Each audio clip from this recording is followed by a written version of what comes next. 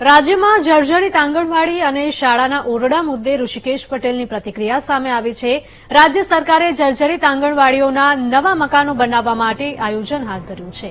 Prefab structure સાથે નવી ટેકનોલોજીથી આંગણવાડીઓ બનાવવામાં આવશે તો જર્જરિત આંગણવાડીઓના 2-4 છૂટક બનાવો હોવાના દાવા કરવામાં આવ્યા છે, ત્યારે શાળાઓમાં નવા ઓરડાની સાથે સ્માર્ટ ક્લાસ પણ તૈયાર કરવામાં આવશે।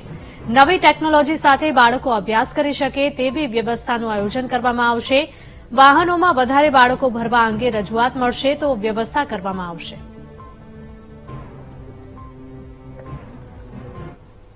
આંગણવાડી અને શાળાના સ્કૂલના ઓરડાઓ માટે જ્યાં પણ લેકિંગ છે, જ્યાં બાકી છે, ત્યાં નવીન બનાવવાનું આયોજન સરકારે કર્યું છે।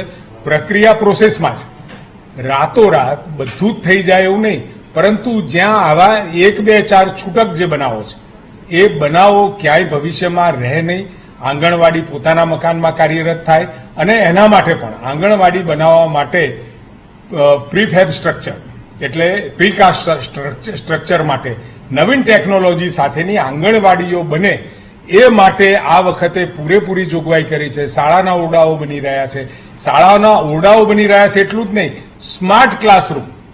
હવે ટેકનોલોજીકલ યુગ છે અને 21મી સદીની વાત કરતા હોઈએ એટલે બાળકોને ટેકનોલોજી સાથે ભણાવવાની વાત, સ્માર્ટ ક્લાસરૂમ આપણે તૈયાર કરી રહ્યા છીએ।